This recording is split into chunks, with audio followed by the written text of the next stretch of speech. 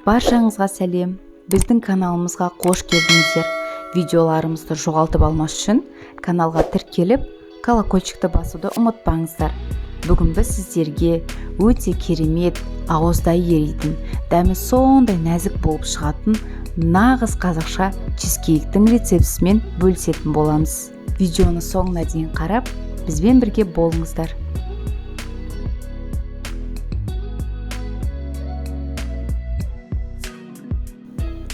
Ең алдымен жуылған таза тарымызға ыстық қайнаған сүтімізді құйып, бетін жауып бұқтырып қоямыз. Одан соң еріген сары майымызға 2 ас қасық қантымызды салып, жақсылап араластырып, оны талқанның үстіне құямыз да жақсылап араластыратын боламыз. Қалауларыңызға қарай талқанның жарты бөлігін үгітілген печеньемен алмастырсаңыздар да болады. Міне енді дайын қамырымызды формаға жайғастырып шығатын боламыз.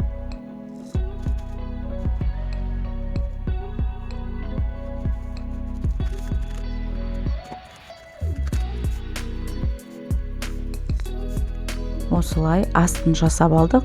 Енді қолдың көмегімен жан жағын жасайтын боламыз.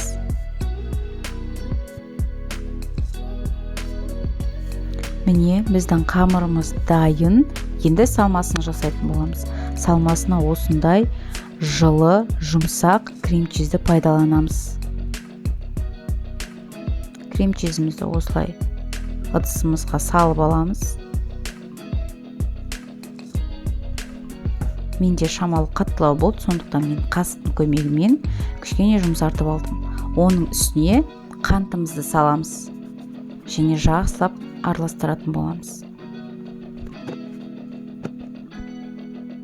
Енді оның үстіне 2 жұмыртқамызды саламыз.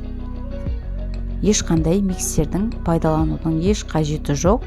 Осылай венчиктің көмегімен немесе қалауларыңызға қарай силиконды күрекшенің көмегімен араластыратын боламыз.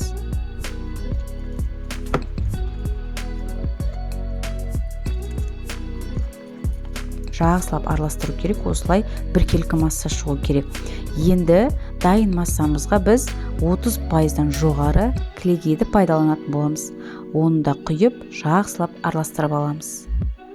Енді дайын массамызға бұқтырылған тарымызды саламыз да, оны да жақсылап біріктіріп араластыратын боламыз.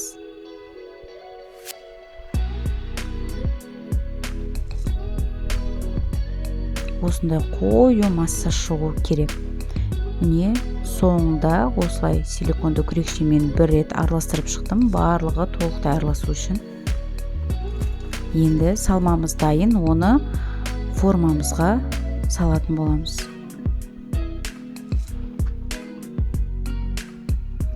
Біз чизкейгімізді алдын ала қыздырылған, 100 градуста қыздырылған пешімізде шамамен 1 сағат 20 минут немесе 1,5 сағаттай пісіретін боламыз.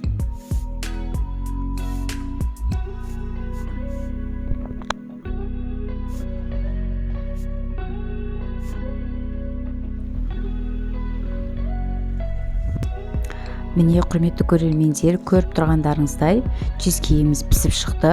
Оны бірден формадан босатпаймыз. 1 сағаттай формада суытып аламыз. Одан кейін 4-5 сағатқа тоңазытқышқа салып қою керек. Тоңазытқыштан шығарған соң кесіп, дәмін көрсеңіздер өте керемет болады. Себебі ол тоңазытқышта тұрып, өз көлемін ұстайтын болады. Міне көріп тұрғандарыңыздай осындай керемет, дәмі деген сондай нәзік, ауыздай еритін болып шығады. Видеоны соңына дейін қарасаңыздар, видеоны бағалап, лайк басып, комментарий жазуды ұмытпаңыздар. Және де міндетті түрде өз жақындарыңызбен бөлісіп қойыңыздар. Сіздердің қолдауларыңыз біздің каналдың дамуына үлкен үлес қосады.